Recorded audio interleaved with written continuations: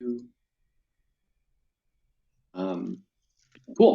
So welcome to day 3 of kind of talking about the history, a brief history of generative models and deep learning. In day, I'll kind of share my screen here in terms of catching us up for where we're at in this presentation. Day 1 and day 2, we started off all the way back into the origins of deep learning, talking about AlexNet and the original CNNs and RNNs and LSTMs, talking about some of the initial movements in terms of what we're seeing right now with NVIDIA in terms of the importance of hardware, the core libraries, CUDA, CUDA-NN, the tools, all that stuff. And then going through the phase where theory kind of emerged, which is about 2016 to 2021. Things like Keras enable us to operate at a much more kind of theoretical box diagram level versus mathematical operation level. Torch taking that to another level, a lot of the practical applications, the iterations and improvements on loss functions, activation functions, hardware optimization, just everything in that phase was amazing.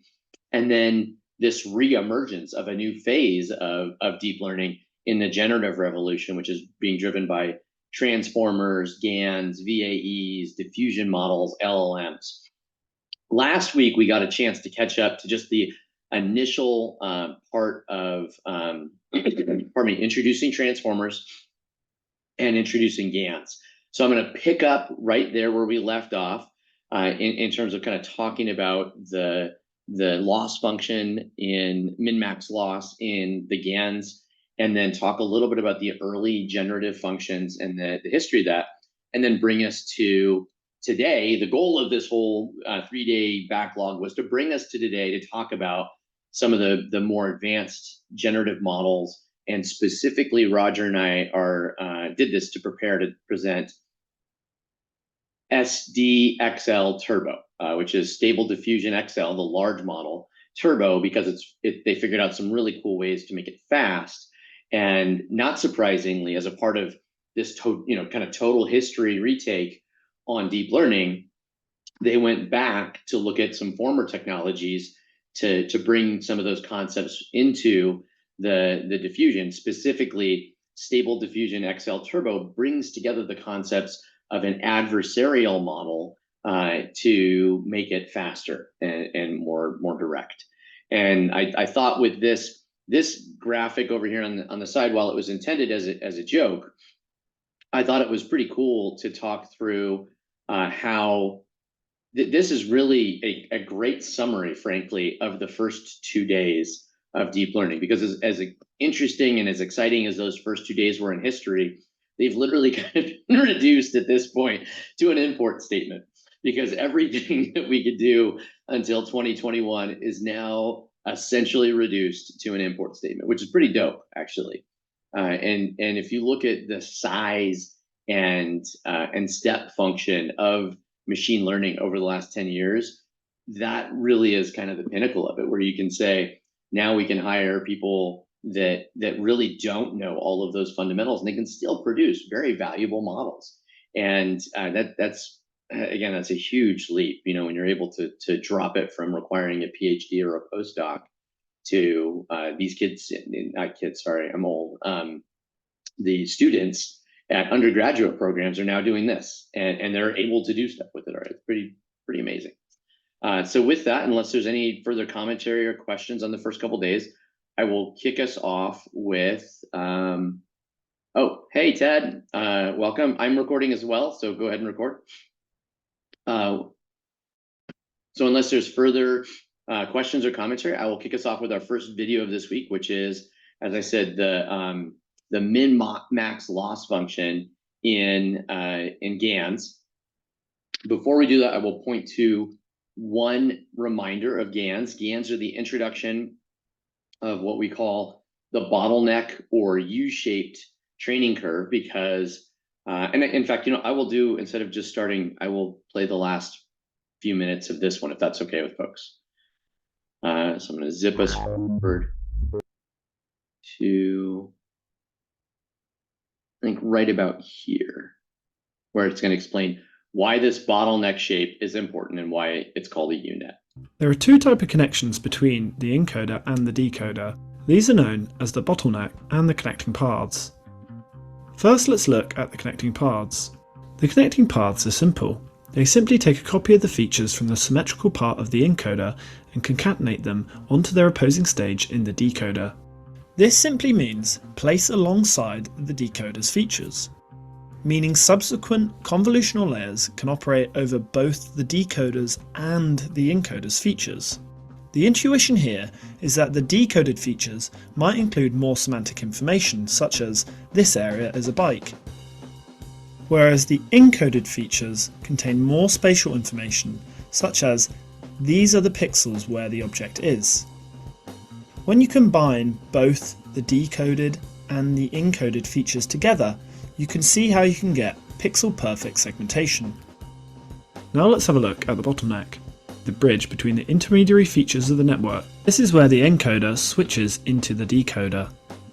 Firstly, we downsample the features, then we pass them through the recognizable convolutional layers, before finally upsampling them again to their previous resolution. Let's run through an example. First, we pass our input image through the encoder, passing them through the 3x3 convolutional layers and ReDo functions. At each stage, we downsample them with a 2x2 max pooling layer and double the channels before passing them through the convolutional layers for this stage. This repeats all the way down to the bottleneck.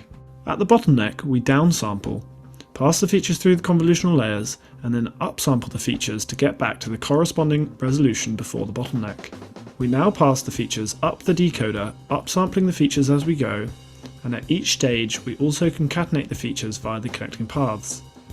This pattern of upsampling, passing through convolutional layers, and concatenating the features repeats all the way to the final output layer. And there you have it. That's the overview of the UNet machine learning model architecture. So Please, Roger. So one of the attributes of UNet, I think, is that at least two of the dimensions of the input space are the same as the output space, right? So it maps kind of a 2D to 2D plus some number of channels, right? Yep, Correct. an autoencoder.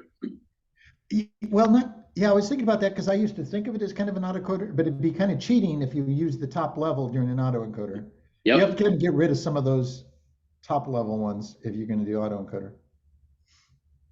Yep, but the shape kind of looks like that. Sorry, you're right in that sense. Yeah, if you do an autoencoder where you give it access to the origin data, that is certainly a good way to build one. It's quick to train, yeah. That's yeah. So you can have anything you want on the way down, anything you want on the way up, and then you just put a 1 on the skip layer. So yeah, the point here, though, what Roger's pointing out is important, which is that this is kind of the origin of the GAN, and that this UNet shape was really the dominant shape of any sort of image generation for quite a while.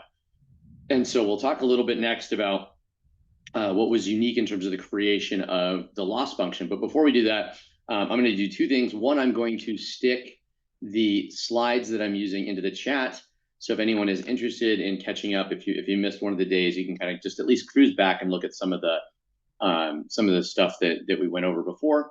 And specifically, generative adversarial networks have also an adversarial loss at the end. And so not only are we doing this encoding, decoding methodology, but then it's really critical that we have the adversarial piece handled as well. So I'm going to talk next about a video on the adversarial loss. And then we'll go into my favorite GAN, which is style GAN, which will be the next video.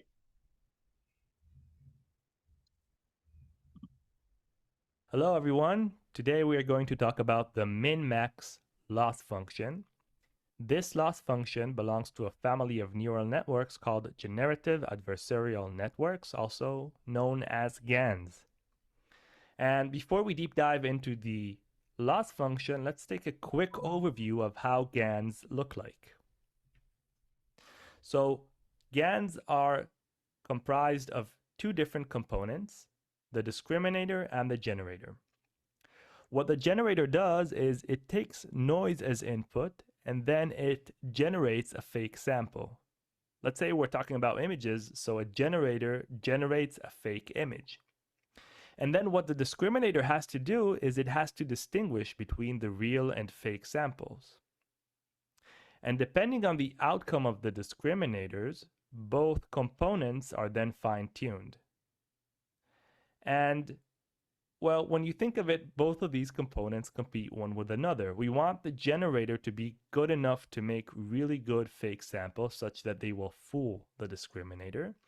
And we want the discriminator to be able to, again, distinguish between these really good samples and the real samples. So they compete one with another.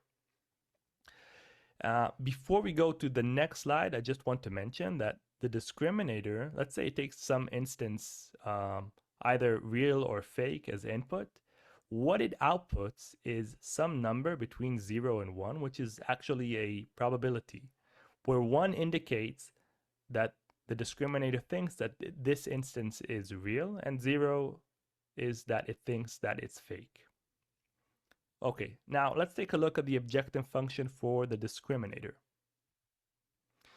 So again, this is the objective function for the discriminator. We'll see in just a minute that we want to maximize it. So first of all, we see that there are two components for the discriminator. The expectation value over here followed by x for the first term and z for the second term, well, that indicates that over here we are looking at instances taken from the real data distribution. And over here we're taking a look at instances taken from the noisy distribution of some latent space. Okay, so if we take a look at what's inside the bracket over here regarding the real values, well, when we think of it, we want the discriminator for the real values to output 1 because, well, we want it to know that it's a real sample. And if we plot the log function of d of x as opposed to d of x, which this value ranges between, again, 0 and 1, then the function looks like this. Well, the log can technically go above 1, but we're only interested in values between 0 and 1. And we can see that the maximum value over here is when d of x is equal to 1. Again, that's why we want to maximize it. If we take a look at the second term over here, then, well, these are instances that are generated by the generator, and we want the discriminator to be able to tell that they are fake, meaning we want the output over here to be 0. And again, let's plot the function 1 minus d of g of z as opposed to, well, d of g of z, where this ranges between 0 and 1. If we plot this function, then it looks like this. And we can see again that the maximum value over here is when, well, this is equal to 0. So regarding the discriminator, we want to maximize. What's up? Can you go full screen just for the text side? Kind of. Yeah.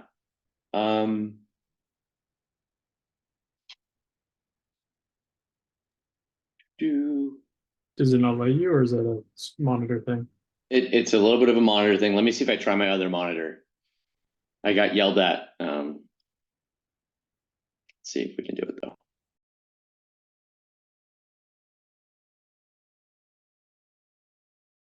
Is that visible? Is that working? We don't see your screen at the moment.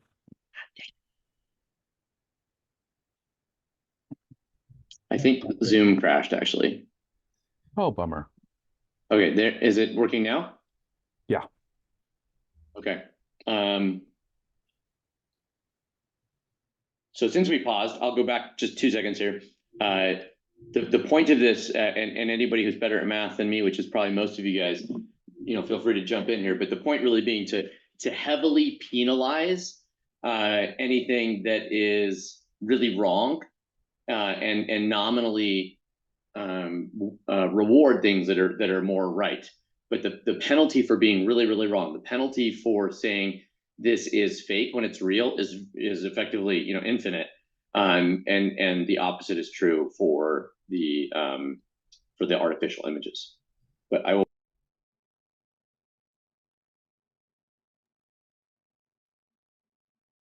Did I lose you guys for a while there? Zoom just restarted again. Yeah. Yeah, we can see you. When did I lose you? I You heard you all too. you had explained each individual term. Okay, so It's only 3 seconds. but it won't share my whole screen. Is that what's going on still? Correct. Yeah. Yeah, I think that's. I'm trying. We had this problem a couple weeks ago too with me. Is it just too small to see? I can try to get rid of the outline maybe and make it bigger. It's not too bad. It's not too bad. I don't know about anyone else. Okay. Sorry, I wish it would work. I'm so sorry. Yeah, I don't think it's worth the time. It was okay. Okay. All right, let me do this and see if this at least makes it a little bit better. You can bring it up in YouTube and go theater mode. It won't go full screen, but it'll occupy a larger. This is going to be a little closer to theater mode then at least. And I'll make the video a bigger part of the slide too. How about that? There we go. To DFG function, then it looks like this. And we can see again that the maximum value over here is when, well, this is equal to 0. So regarding the discriminator, we want to maximize these two terms. Now, let's take a look at the objective function regarding the generator. The generator only takes part in this part, or in this term, regarding the two terms. So, well, that's in the next slide.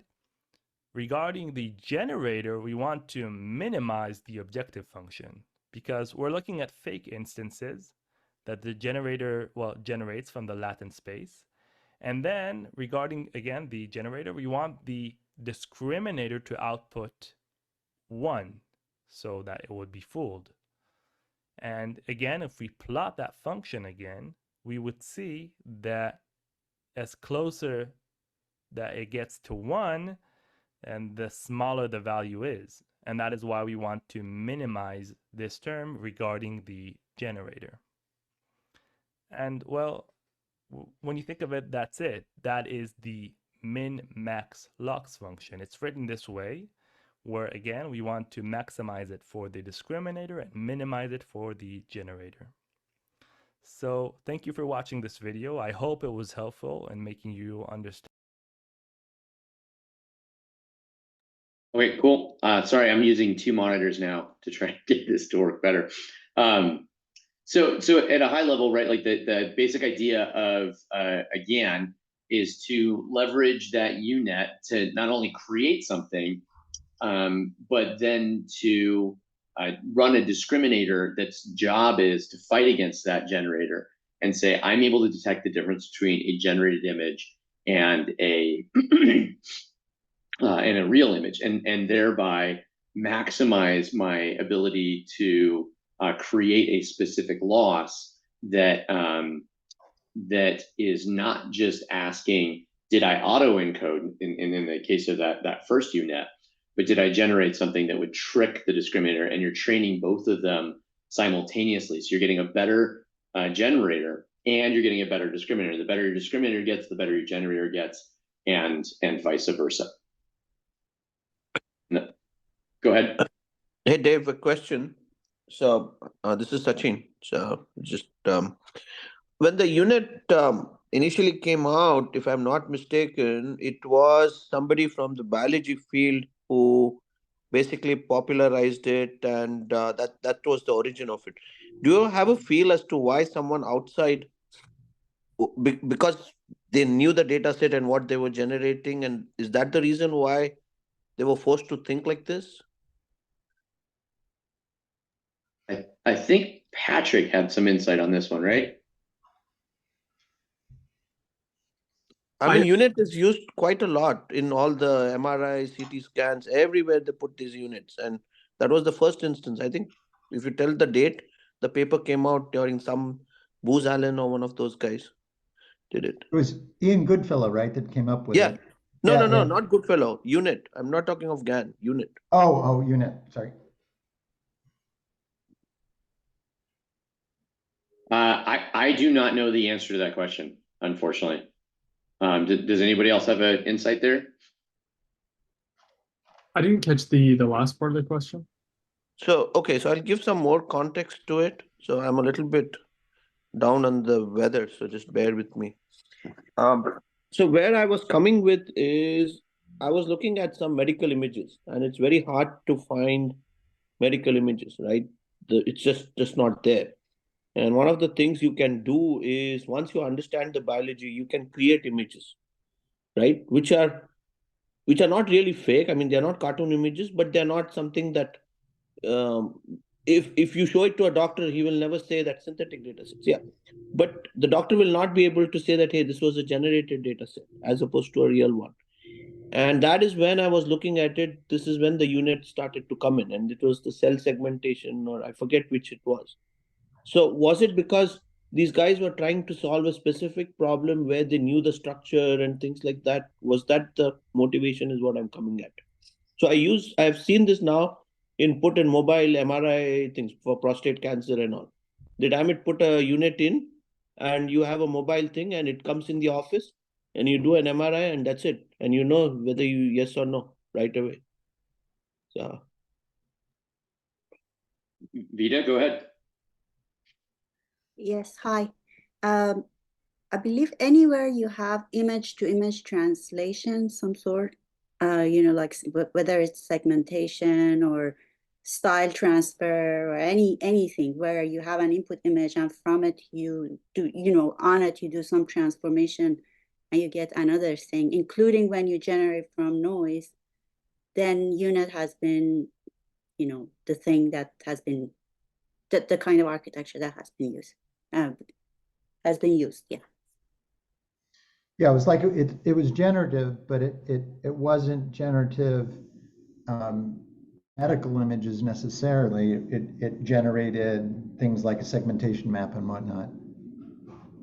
I think Vita's description was pretty good. Essentially, whenever you kind of start with something big and you want to run if I recall correctly, actually the original goal was to start with getting to a bottleneck, which essentially represents a compressed version of the information. And then that's why you have the encoder, and then you take that compressed information and you have a decoder. And the cleanest example would be to just raise is same size to same size through a compression algorithm. Right. It was also a time where classification and detection were sort of taking off. And so you went from super low scores, the original, I think, ImageNet competitions and whatnot that were hosting these. You went from super low scores, all of a sudden they were shooting up. And I don't think they really had an answer for segmentation that sufficed. So this was certainly one of those.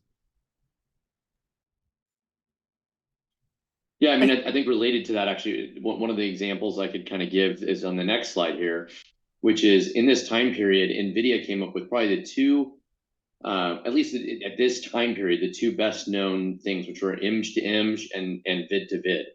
And image to image, IMG, image to image, or vid to vid, we're not going image directly to the image. They were going to it from a segmentation model and generating an actual, in the case of vid to vid, an actual video based on segmentation models that were fed into that. And video was subsequent, I believe, to the image to image.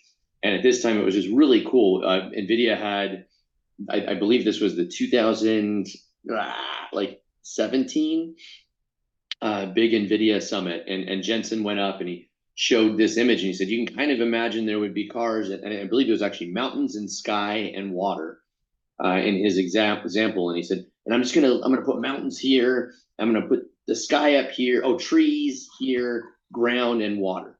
And then he pushed go and out came this image that matched exactly each of those segmentation models directly.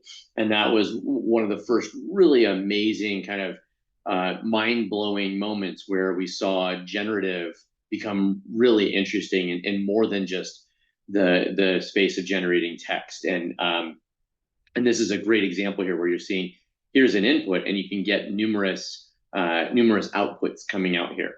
And in this particular example, you're seeing these different outputs being reflected at, being referred to as styles, which is particularly interesting because, as you'll guess next, the next video really goes into depth. Instead of going into depth at the general GAN, I wanted to go in a little bit more depth specifically on style GAN, because I think style GAN is the raddest of all the GANs. But before I do that, any questions or comments? Otherwise, we can go into the style GAN bit. Is the segmentation model like the actual segmented part that we see in this input labels?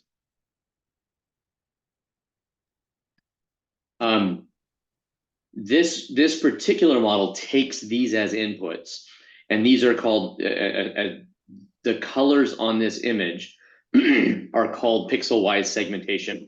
And so this purple color represents things that I'm going to say, this is a road. Blue, the dark blue is always going to be a car. The green is going to be a tree. The gray is going to be buildings. The yellow is going to be some sort of street thing.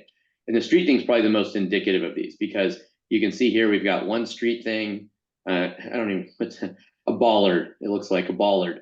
And they look really, these are the things that probably look the most different, even though they're actually in the same spot. Same thing with the road. Those are probably the two kind of clearestly different styles where the segmentation is the same. The segmentation class is the same. Did that answer your question? Yeah, thank you. Yeah. So I'll just give another example and I'll leave it at that. So there was a Kaggle contest for cervix cancer. And one of the things that you do in that is look at either a 2-zone or a 3-zone, and there's a hill climbing algorithm you have to implement. So what happens is, once you understand the biology part of it, the difference between the circular parts of the two zones, you can airbrush and make it look as if like it's a real cervix, but you have this labeled data that now you can generate millions of images. So at the end of it, the generated cervix probably never existed in the real world, but it is a true representation of how the biology would look like. So that's, I'll stop at that. So. Great, thank you. So I'm going to go next to, like I said, my favorite GAN. That's, you know, you're not supposed to have a favorite kid, but style GAN is my favorite kid. Can I ask a quick question about the previous one? Oh, sorry, is that Jan? Yeah, sorry. So in the previous one, the 3 styles, like what causes those 3 styles? Is it like different in initialization or randomization or something, or is that's it exactly told? what style GAN we'll talk about. Okay, cool. Yeah, and it's neat the way they do it. I think if I know you correctly, I think you're really going to like this because it's a pretty elegant way of doing it. Cool. Yeah. Julio? All right, let me start the share.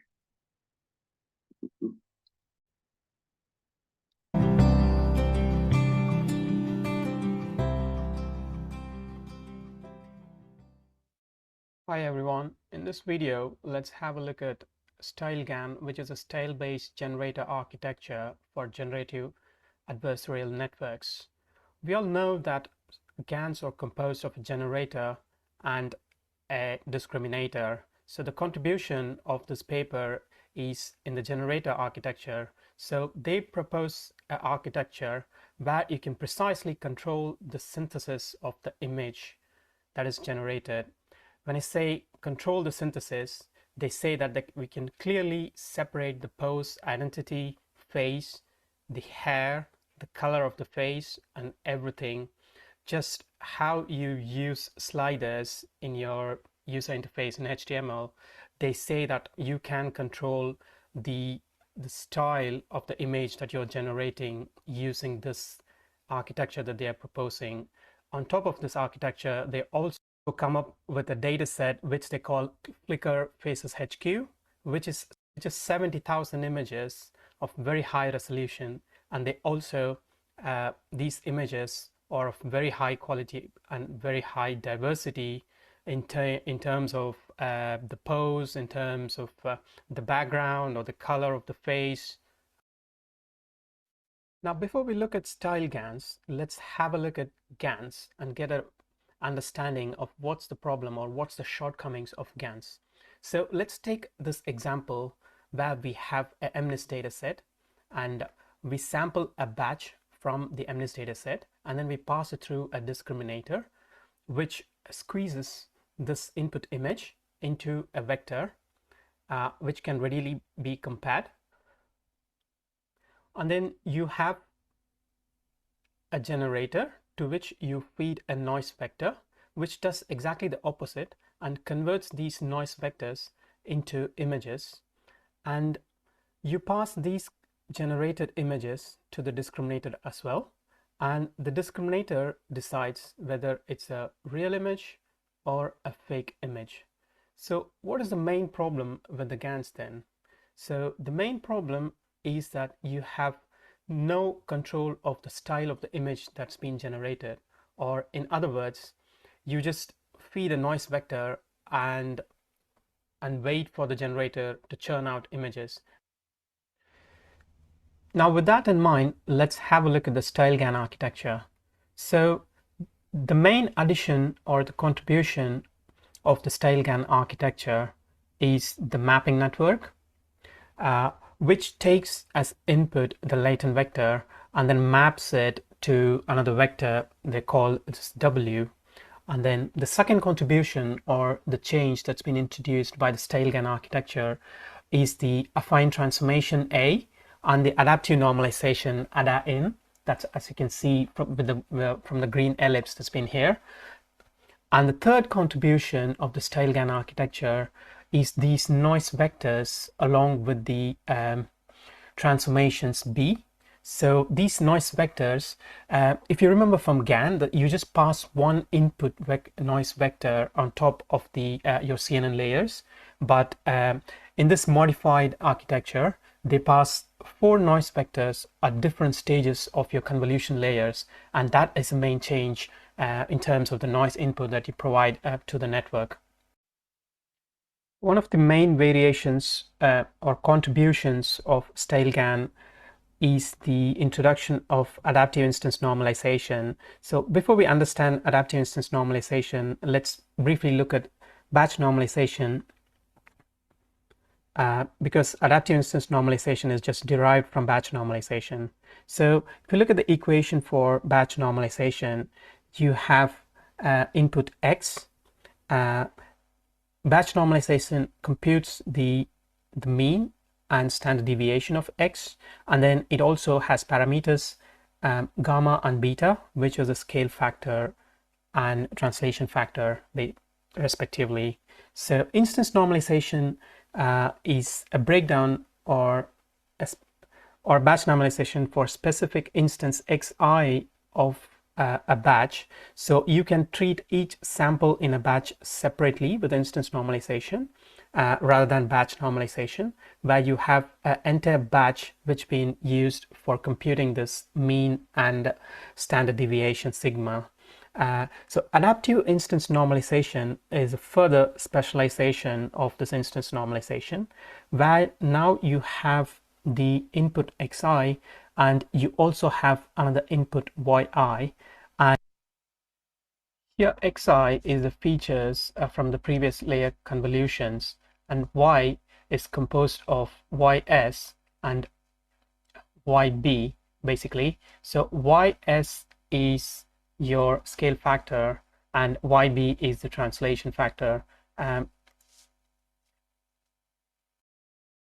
So your style y comes from these vectors, which is nothing but the weight vectors, and your convolutional features come from x, come from the previous convolution layers. They both are fed into adaptive normalization, and because y has control over the scale and also y has control over the translation of the features, you say that you have control over the output images that are generated, and these are in turn control the style of the image that's being generated by your network. And there you have the architecture for your style GAN. One of the nicest thing about this paper is that they clearly explain how the architecture evolved from a baseline architecture, which is a progressive GAN. So as a first step, what they do is they introduce bilinear up and down sampling to the progressive GAN architecture. Straight away by doing that, they notice an improvement in the performance. This is the FID score. If you're not aware of FID score, please watch out for my other video which explains about how to benchmark GANs. So as a next step, what they do is they add this mapping on the styles. So this is the mapping network that they add as step C, and they introduce also these styles as part of this modification, and they noticed further improvement in the performance just by making this change. And once they made this change, they noticed that the traditional input Z that you feed here on top of the network doesn't perform well. So what they do is they introduce this constant tensor, which improves the performance further and takes it to a better performance of 5.07. And finally, they also introduce this noise inputs at the side. Roger. Yeah, I can wait till the end of it, but I wondered if anybody knew what the bilinear up-down refers to. The step B. I do not. Okay. Wouldn't that be I believe it's upsampling and then down. That's no. Yes, Yeah. I do. That's the upsampling and then the downsampling, right? ablation? Yeah. It's the ablation. Yeah. I think yes, I think that's exactly what that is. Does anybody have any more on that? Like I think what it's solving for the overfit. Is that what that does? So the bilinear upsampling, I can understand that as you go from like the 4x4 to 8x8 to 64x64, whatever it is. That would be the upsampling. What does the bilinear down part refer to? Normally, when you downsample, you pre-filter, and that could be a linear filter. Well, what was in the progressive GAN? So what are they improving? Are they saying there was no linear interpolation? It was just like zero order hold? I mean, what is it improving from? Vita, you have your hand up. Do you have the answers here? Sorry, I think the bilinear means like lerping, like just linear interpolation between two things. Like, so if you're downsampling, you do like averaging. If you're upsampling, you duplicate pixels, and then you perhaps do so some sort of, yeah, sorry, it's hard to come up with all the details, but I believe it's just some linear interpolation or extrapolation, something like that. Right. So the bilinear part, I guess I can get. I was having a hard time understanding where up down is, but to answer my own question, I'm wondering if this is going to. I think the up down part is that if this is again UNet, so every layer you have your image is shrinking on the down path and then expanding on the up path. So that's the way you do it. I think it handles if you're off by 1 pixel, if I remember it. It's like a normalization that allows you to be off a little bit. And so when you downsample, you generalize. And then if your originally generated image was off just a little bit, it allows for kind of regional corrections. Just like very, very, like if there's a line, for example, or maybe it's like this and it crosses 2 pixel barriers. When you downsample it, it captures the latent features of what was intended there. And then when you upsample, it can correct that better than each of those pixels being generated in isolation. I think that's right, but I might be Ted, if you can help me, if you're doing that research, I believe that was what it was. So I think the upsampling is, at least this is what the OpenAI thing is saying, is used in the generator to progressively create high resolution versions of the image, adding layers of detail that correspond to different aspects of the style and content. This process allows the network to control the style at various levels of detail, from broad strokes to fine textures. Nope, that's exactly right. There you go. And the downsampling, it says, may be used in the discriminator or during initial stages to focus on low resolution features before progressively considering finer details. It is also useful in multi-resolution analysis, where the network might learn different styles or features at different scales. So I think the downsampling is in the latent space, where it's getting the broader, and upsampling is the finer strokes. That's right. And the upsampling is where they apply the styles, as I believe specifically. No, the upsampling is where they control the style at a lot of detail. Yes. From broad strokes to fine textures. So you've kind of already decided what to do, and now you're working on the finer details of it. So All like right. a painter, right? The initial part of it, he does the downsampling, and then later on the upsampling. So I was just looking at the paper. So you can see here in the generator where you go from small images to bigger images. So you're upsampling. Okay. Yeah. It's not shown, but the discriminator is a typical CNN. And so it goes from big images down to small to a bottleneck, right? Yeah. So it's doing downsampling like you guys have talked about. But what are they saying is actually different, okay, right? So if you just do a typical God, now I'm blanking on but if you do in like the CNN, okay, if you do a typical 2-to-1 downsampling, all right, you are looking at your neighbor pixels, okay? What the bilinear sampling does is it looks at a neighborhood that's a little bit farther than just your neighbors. It's like 2 pixels away, not just 1 pixel away for your downsampling, all right? And so the same thing is true then for the upsampling as well. So the fact that you're doing down and upsampling is very typical. It's just normal like anything else. What they're saying, though, is that they did more complex operations where they're looking at a larger neighborhood to make their predictions when they're doing downsampling or when they're doing upsampling, instead of using the typical immediate neighborhood.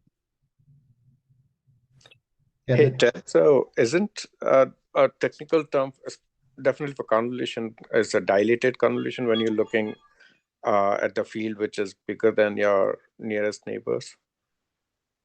No, dilated convolution is kind of a different thing. It's like a stride thing, I think.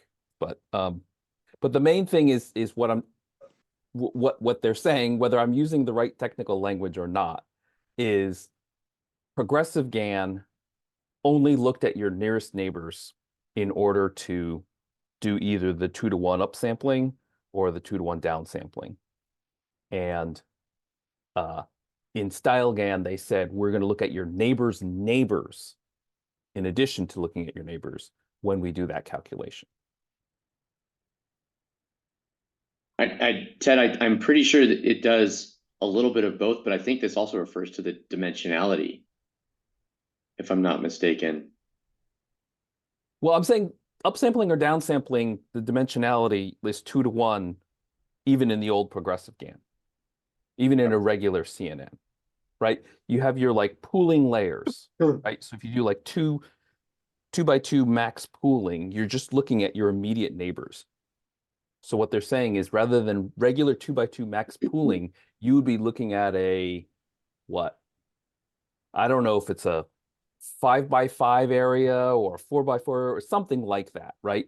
Where basically you're getting more contribution from your neighbor's neighbors when you decide how to do your downsampling. And so then the same thing on the upsampling. Yeah, I think what we are missing in that part, at least it says, is bilinear interpolation. I think that part of the keyword is missing, where exactly like what you said, it talks about smooth transitions, detail preservation, and flexibility. where you're looking at things around it to how much to change or reduce it. So what it says, it's a balance between computational efficiency and quality of the generated images. So you're right.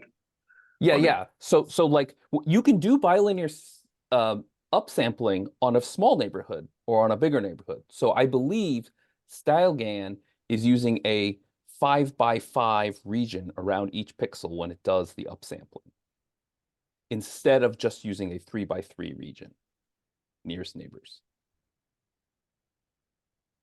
All right, I'm going to ask that we go because we got to get. I want to get to the demo from Richard, if that's okay today. Yep. Okay. All right. I'm gonna push go here. Thank you for the question. And let me not share my voicemail. Let me share this instead. Okay.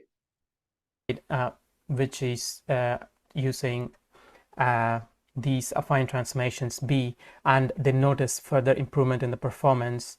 And as a last step, they also try out mixing regularization, which seems to further improve the performance and reaches the best performance. The idea of mixing regularization is quite new to this paper, so let's have a look at that. So in mixing regularization, instead of passing just one latent vector, Z, as input, and getting one vector W as output, you pass at least two, Z1 and Z2, and you get two vectors W1 and W2 as output, and you pass those to randomly chosen input styles. Here you can see that you pass Z1 to the red ellipse input and Z2 to the blue ellipse input, and in the next iteration you choose completely random points or random styles, and again pass W1 to, for example, the red ellipse input styles here, and the blue ellipse inputs here. Take input of W2, and by just randomly passing these vectors W1 and W2, they see improvement in localization of the mixing regularization. So this is the result that they are showing for the mixing regularization. They say over here on the left is the amount of training that they do with mixing regularization, and just really quickly here, I think this was this is essentially to make, during training, you're making it style invariant. Is that right? And then during test and you want it to be style specific. Is that? I think that's right. By making this random between two different styles, inserting the two different styles makes this more style invariant. To me, it sounded like it made the A's at the different levels independent. So you can have latency that applies only at that resolution. So you can have coarse granularity latency and fine granularity latency, and they can't be interdependent because you might have swapped something. Got it. Okay, cool. Thank you, Roger. Of the mixing regularization. So this is the result that they are showing for the mixing regularization. They say over here on the left is the amount of training that they do with mixing regularization, and also here is the number of latent vectors. That means 1 stands for just using W1, and 4 stands for using W1 to 4 for the 4 styles, and they see the best performance during testing comes out of using the most number of mixing regularization vectors, and they state that these numbers clearly indicate the improvement in localization performance. This is one of the interesting results presented in the paper. What they do is they generate a set of images called source A, and they generate another set of images called source B. Now you have a set of latent vectors corresponding to these images generated. Now they combine these latent vectors at different scales, and they see how combining these latent vectors results in different appearance of the images. What they notice is that when you mix the cursor level vector of A with that of the B, you notice that there are changes in pose and hairstyle of the images generated. But if you mix the finer details or the finer level details of the latent vector A with that of B, you notice change in color scheme and microstructures, which are very subtle compared to the changes that happened when you change the cursor level features. Importantly on this one, this is Ray Romano, and you can tell these are his two parents. So that's an important conclusion as well. Let's move on to studying the impact of the noise vector now, which is the other input to the network. The style GAN takes as input 4 noise vectors on the other side of the network. So in one of the other results, they studied how changing this noise vector impacts the image. So as you can see here, as we change the noise vector, they notice subtle changes to, say, the hairstyle, but the major appearance and the pose of the generated images does not change. So this indicates that the noise vector has much more subtle effect now in the image generation compared to a GAN, where the noise vector has a huge impact on the images generated. And in fact, changing the noise vector changes the entire image completely, and you get an entirely different image of a different person when it comes to GAN. But in case of style GAN, the changes are extremely subtle. This is another result presented in the paper. So what they do is they add noise at different levels of the network, and they do not add noise at all the levels. And they notice that when you add noise at the fine levels, you get fine or subtle changes in the image. But when you add no noise at all to the network, then the generated image is very blurry without any prominent features. And they also add noise to the cursor level and examine how it compares when you add noise at the final layers of the network. Thanks for watching. And all right, thank you guys. Go ahead, Roger. Yeah, so that last comment, I didn't remember hearing that before, that the noise, without adding noise, you get a blurry image. And it requires noise at that fine granularity to add the higher resolution detail. But go ahead. No, I have to admit that was the first time I had not watched that last 10 seconds of this video. Yeah. Well, it's kind of, so the latent variable is something that's learned, right? The mapping to that. So that's going to be average. That'll be an expectation over the entire data set. And so you could kind of imagine that has a hard time capturing the fine granularity. It's more the mean of the images. The noise wasn't learned from the data set; it was added in. That makes sense to me, and that if like any generator, if you're optimizing for the average, you end up with blurry. Right. I can't confirm or deny that. Like I literally heard that for the very first time. I apologize. I watched most of the videos, but not all the way through. That's new for me too. And I would say, like, I mean, it's never trained with getting 0. So, that it could be something undesirable like blurry is reasonable because it was never trained on that circumstance. Yeah, it seems to make sense to me. This probably here describes what you'll see the most when you see style GAN. Obviously, we want to understand a little bit about kind of how it's injecting the different styles at the different layers of detail in the synthesis, which is really interesting because you have this, for the first time, what you're seeing is this very fine-grained control over what's coming out. And when style GAN came out, it basically took everything that we had been looking at in terms of generative networks, which were really coarse grain control. And we really didn't know, nobody had even kind of elicited the idea that one could have a fine-grained level of control in a generative network. And the transition that this instilled in terms of the expectations of what we can do with generative networks in ML, this to me is kind of the watershed moment when everyone started asking the question, how do I do this? How do I do this? How do I do this? How do I do it better? And so with that, I think I'm gonna use that as a transition into diffusion models.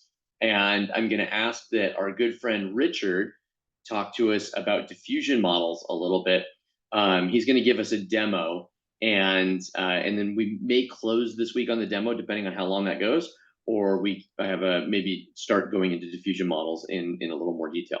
But Richard had offered to do this on the Slack, so I want to welcome him to do that and give the control over to you, sir. Okay, sounds good. Hi, everybody. I'm Richard. I'm gonna show you a little bit of stable diffusion. So I spend way too much time playing around with these things. So just give me a second here. I just gotta change my screen. So load this one. Load that guy. Okay. Share my screen. Host disable participant screen sharing. I need. I was gonna guess. Yeah. Permission. Too bad.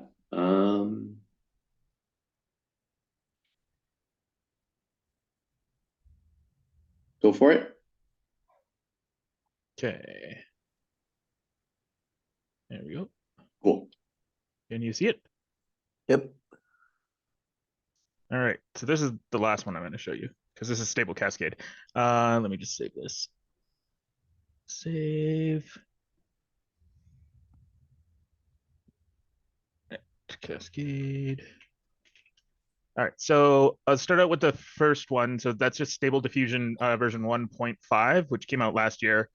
It feels like it came out like a decade ago now, but it is made by Stable Diffusion, and it came out at the same time as like Midjourney and Dall-E 2, and it was sort of the thing that got everybody really excited about all of this.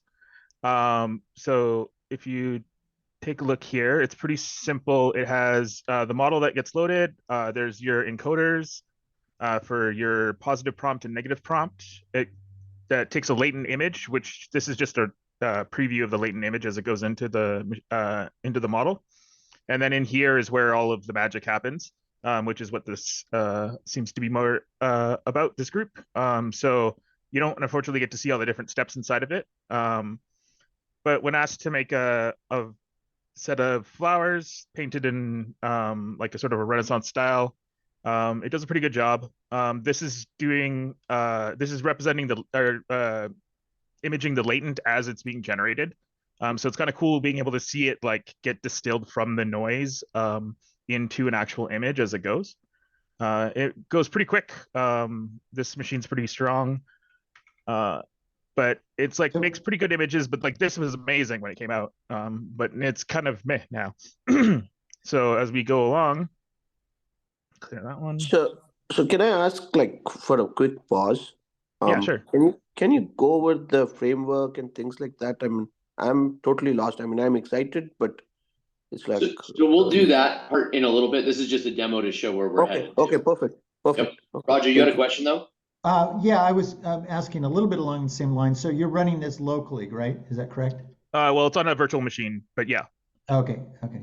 Yeah. Also, I put the link. I can put it again in the chat if anybody wants to play around with it. They're more than welcome to. I'll also have the setups, so you don't have to play around with trying to like plug everything in together, because this is really confusing to use the first couple times you use it. It's nice having the workflows already pre-built, so people can play around for at least for the next couple days. And then the second question: so stable diffusion, is this diffusion in the latent space or in the pixel space? It's in the latent space. So It does a majority of its work in the latent space. This particular application is called Comfyui, and there's a number of different things that you can do in the pixel space as well. But the diffusion models are primarily done in the latent space. So if we move on to the next, so after Stable Diffusion came out, oh yeah, so actually as an example of that, we can actually see this. Let's clear this. We can, this upscaler does the upscaling in the pixel space. So after we got the diffusers, we're like, okay, well, that looks good, but it doesn't look amazing. So let's try and upscale it. So that's the same sort of image that we generated from before. And then you can use this upscaler, which is doing it in the pixel space because it converts it, uses a VE decoder to convert it into an image and then upscales it. So the image actually like gets quite a bit bigger and well, I would say noticeably sharper, but not in this particular instance. That's because of the style you chose. It's very Renaissance. Yeah, exactly. And then so there's a number of different things you can do. Like basically anything you can do in Photoshop, you can do to your image as well in post.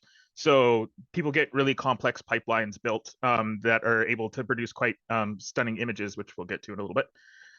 So we'll clear this one. So then after that is the Stable Diffusion XL. Where do we have here? And so this one's a little bit more complicated. It uses two different models. One is your base model, and then one is a refiner model. And it takes over the image at a certain point. So it will one basically does all of the rough outlines of like the general shapes, where things are, placement of objects, and then the other one comes in with fine detail and goes over and does all like the all the intricate little things like hair and stuff like that.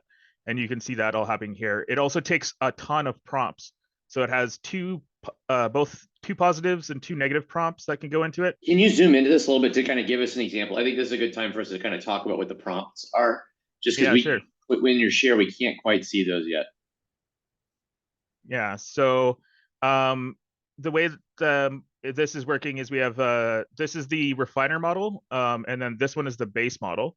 And so those, they have their clips that go into your encoder and or your encoders for both your positive and your negative.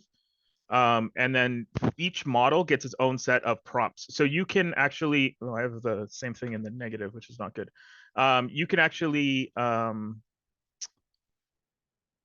change what you're detailing. So at the beginning, so it would start with these two, and then you could be like, okay, there's a flower, and there's this, and then there's that, and then afterwards. Richard, go slow because we can't even read the prompts. Sorry. Oh, okay, so if you sorry. start by just like reading. So this is the positive prompt, which is one simple flower. Is that what it says? One or? Yeah. Oops.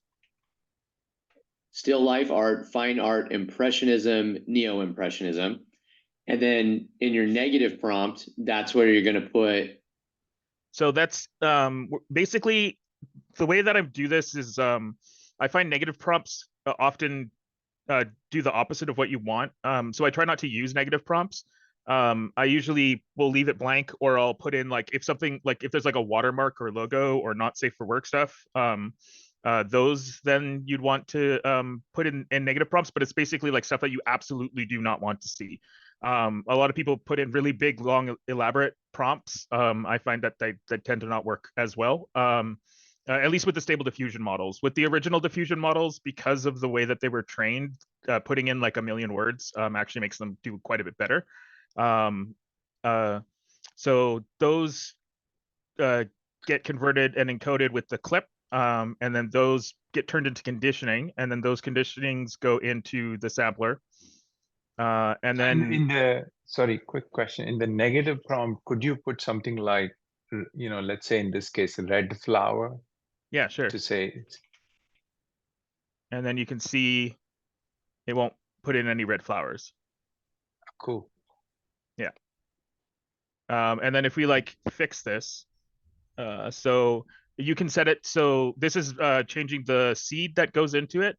And the seed, if you set it to fixed, depending on what sampler you're using, it can be deterministic. So in this case, it is deterministic. So if I say red flower and then now we go yellow, it'll do the same thing again, but it won't make the yellow flower. And it will, you can't generate, like if I hit Q prompt here, it's not generating another image because it's already figured out what, given all of these different inputs, this is what you're going to get as your output because it's deterministic. There's no random noise in it. So that's kind of cool if you're ever working with these models on your own for like generating images and stuff for like a campaign, if you're doing it for like marketing or something like that. You can lock it in and then you can change the fine details. Like let's say we want So you're okay, sorry, go ahead. Or I'll do like crystal clear. I want to see it like sharpen up a bit. And it's almost the same, but not quite the same. So you can like really dial in what exact kind of image that you want to get, which is kind of neat. Maybe if you remove the word fine art, because I think that's a driving one, and replace it with like photograph.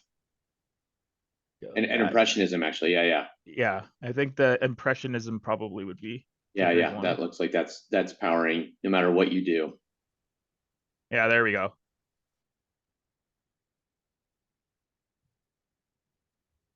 And then there's a question in the chat here, which is, what's the difference between the pixel space and the latent space? That's a good question. I'm not 100% sure. Roger, did you want to would you be willing to tackle that one for us? Yeah, sure. Well, first of all, the easy one, pixel space, is actually the pixels that you see. I think typically actually even in the same number of channels, so kind of an RGB thing. So the bigger question is, what's the latent space? A latent space represents a compression of the image. It would be a kind of a semantic representation or something like that. And it's not strictly tied, I don't believe, strictly tied to the 2D coordinates of the image itself. So it's a compressed logical form of the image. Yeah, and it's represented in tensors, right? Yeah. And the difference of performing diffusion in a latent space versus performing diffusion in the pixel space. Explain the impact of that, Roger. I'm not entirely sure.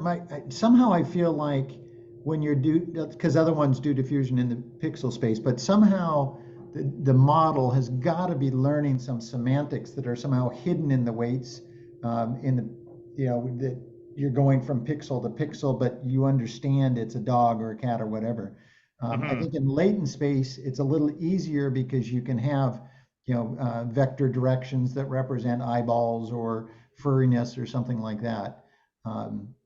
So that's the best I can come up with. Is I think both must have semantics because they can both capture the structure, but it's just not as clearly defined, I think, in a pixel space, and it's not as compressed. Latent space, it can specifically compress it into a smaller dimension space. And then Richard, you're moving up to these top prompts boxes. Talk to us about what you're doing up there. Yeah, so up here I just changed this one to photorealistic, highly detailed 4K high resolution. Got it. So the exact opposite of impressionism, and it turns out. Yeah, and so that goes into this. This is the refiner. So the refiner will go in. The refiner is very, I think I want to put it as like judgmental. Like it'll quite drastically change the image depending on what it gets. So it usually is the best thing to put in the final style. Oh yeah, so I should put in no watermarks. So is refiner is different than just upscaling, is that correct? Yeah, so it uses an entirely like it uses an additional model. So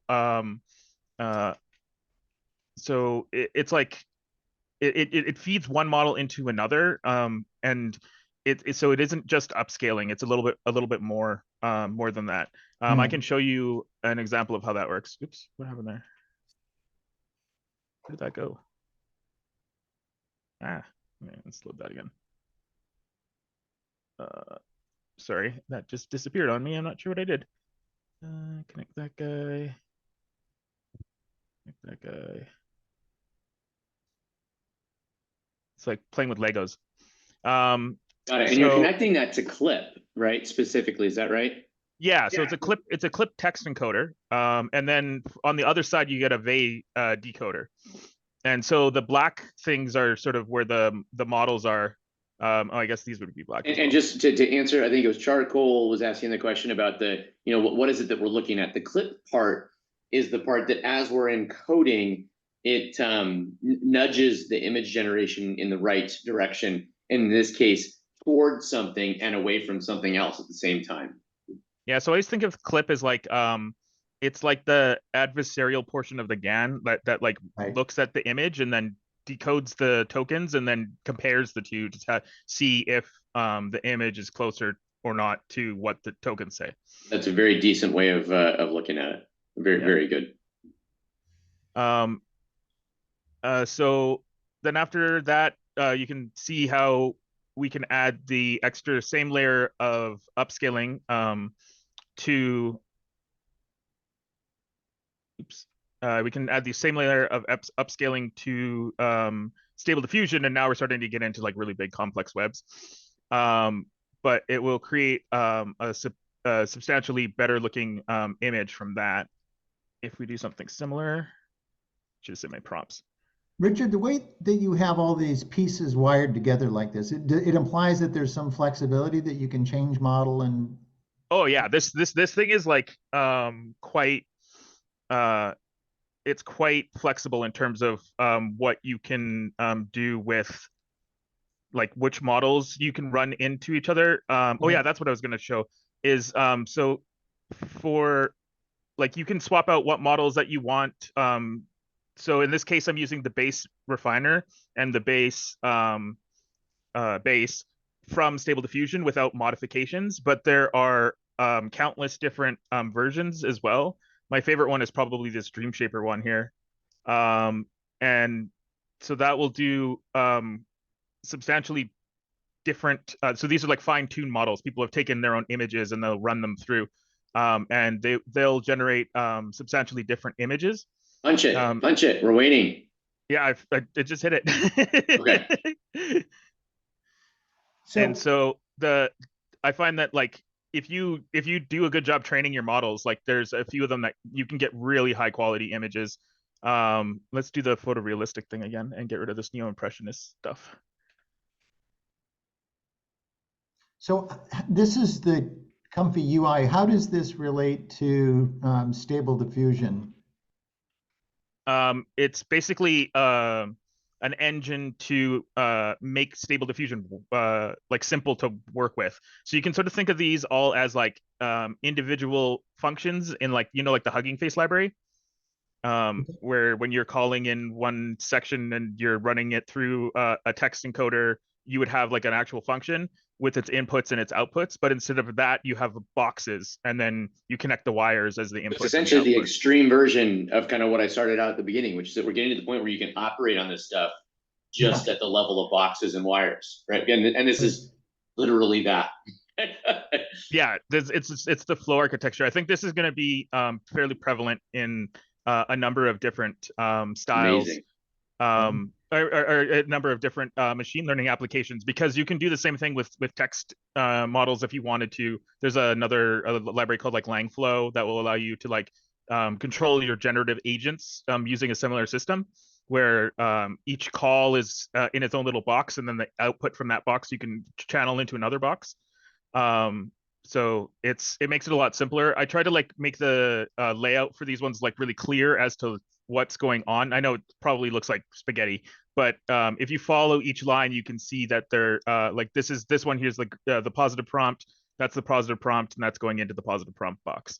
And you're taking, what's interesting, it looks like you're also taking the prompts not only into the generative models here, but also into your upsizing.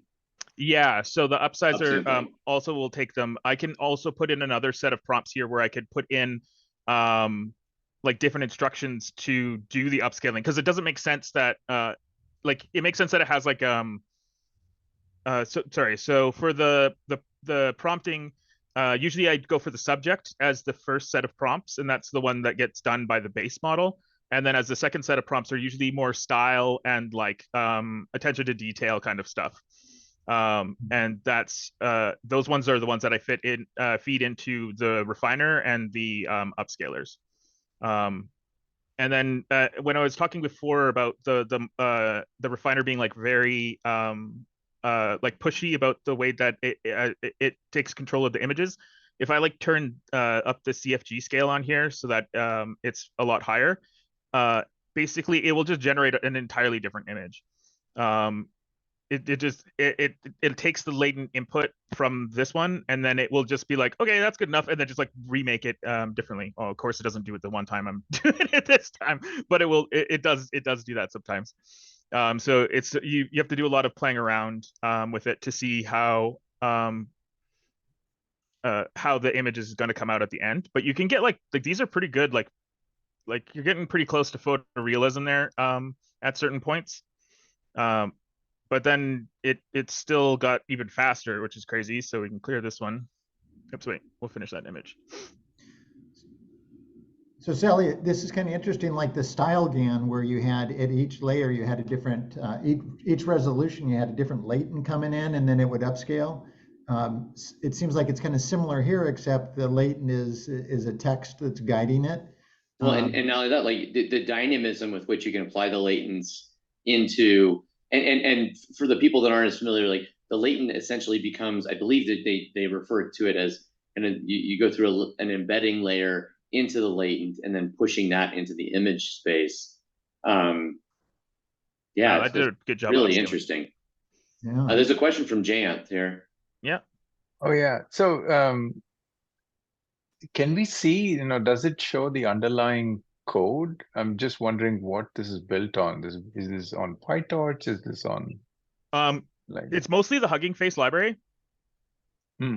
So you can see it here. Where is it? Is this the right thing? Nope, this is the wrong place. Where am I? And Janth, are you asking to see the code of the model or the code of the system running the model? Code of this, the UI has to translate to some code, right?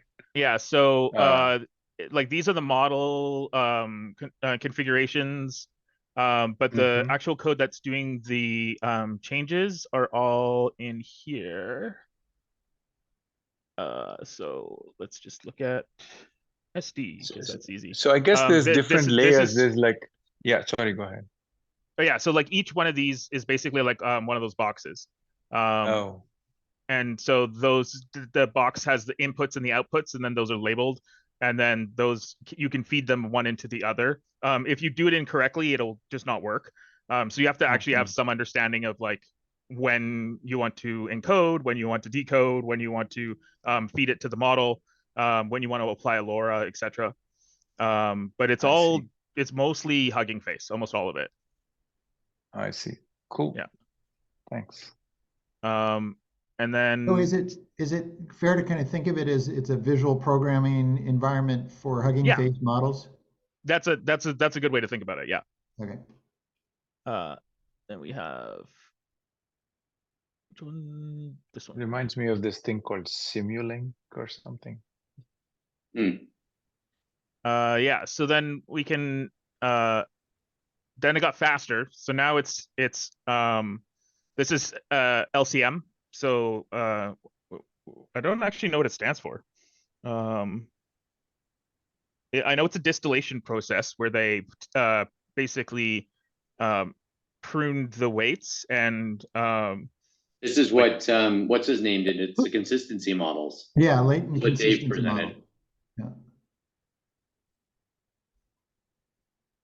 So flower in a glass, photorealistic, high quality, extremely detailed.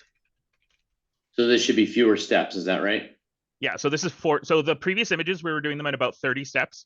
Yeah. And that's per set of images. And then this is doing it in just 4 for the entire thing. Okay, you can stack them as well, just like the other one if you wanted. But once you get the largest portion of that took the model loading. That took the largest portion of it. But like for 4 steps, like I can almost do real-time images, like have a video feeding it and use the image to image to be able to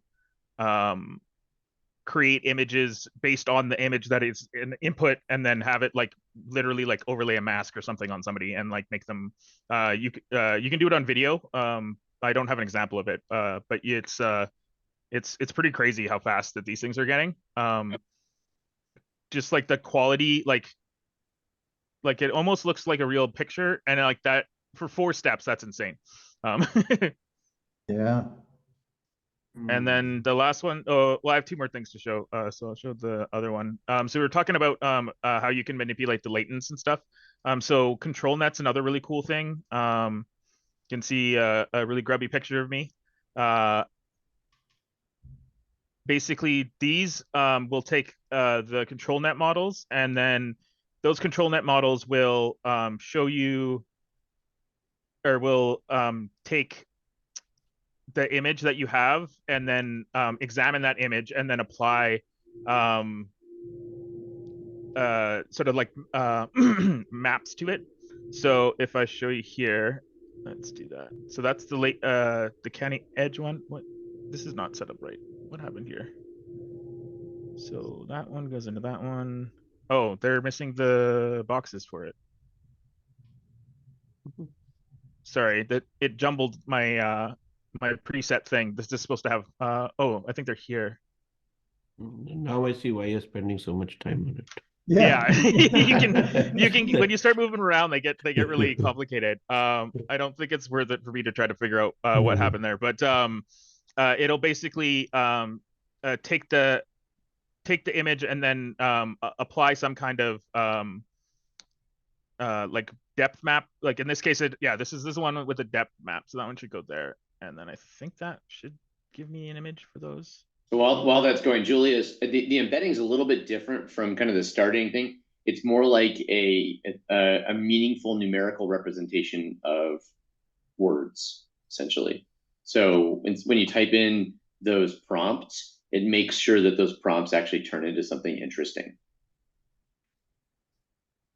So you can see here, Canny Edge preprocessor does like lines.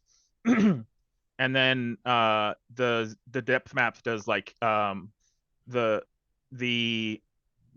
shows you like how close or far things are away. It segments the image. So if we do that, then you can see. So this is the Canny doing the line work. So it'll actually like draw in all the little details and stuff like that, and you can get pretty refined with it if you play around with the settings on it. You can see that like puts in a lot of line works, and then if I want it to be a little bit more generalized, then I can do it as a little bit more generalized. And then the depth map is same kind of thing, like how much resolution do I want on the depth map. It's probably not a really great image for a depth map because there's basically 2 depths for it. But it will segment the image in like grayscale to say how close or far things are away, so that it helps the image the model figure out where it's supposed to put stuff. And then you can basically take the starting image, and then that's how you make like stylized images of yourself as a cartoon character or whatever. So the Canny is doing this sort of very specific information preservation. So you're saying these lines here, you're passing that through. I think, Patrick, that's exactly right. Right. Yeah, it's saying like these have to be there.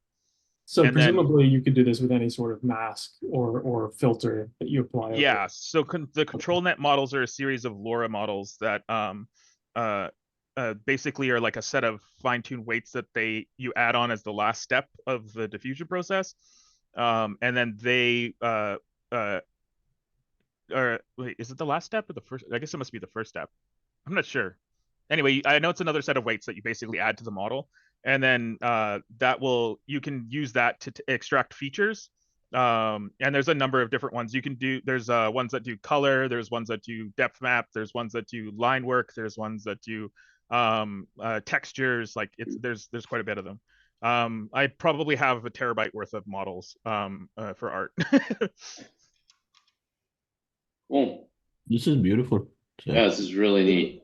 Yeah, super cool. Richard, if you'd like, it looks like one of your things didn't make it through. If you want to open up next week, we can open up with closing this up, and then we'll go into diffusion models and then the final SDXL Turbo, which is similar to the consistency models in that its primary goal is to reduce the number of steps in diffusion image generators. So thank you very much for going through that. Yeah, cheers. But we are hitting time, so I would love to have you open up next week. Is that okay? Yeah, that's cool. All right. And can I add another thing? Is if you Please. can show us, say, different use cases of that Comfyui. I'm kind of looking at it, not just image, but text and stuff like that. So Yeah, share sure. around. I built a board game generator for somebody using ControlNet. It takes an imprint of like a classic board game, and then Nice. you can just generate any art that you want on it. I can show you that use case if you want. Yeah, that'd be interesting. Super cool. All right, guys. Well, I think that's going to wrap us for this week. As always, thank you for all the questions. Those were awesome and very helpful. And we'll see you guys here next week. As a reminder, Richard just joined recently and decided to do this demo for us. Anybody who does want to present something next week, I think, is the end of what will probably be the end of SDXL Turbo, our 2-week / 5-week presentation. And so anybody that does want to participate or present, I believe we have a more open agenda after that. Okay. If you have ideas for that. Oh, I didn't even ask about people joining the Slack. If anybody wants to join the Slack, you can. I'm going to stop the recording here.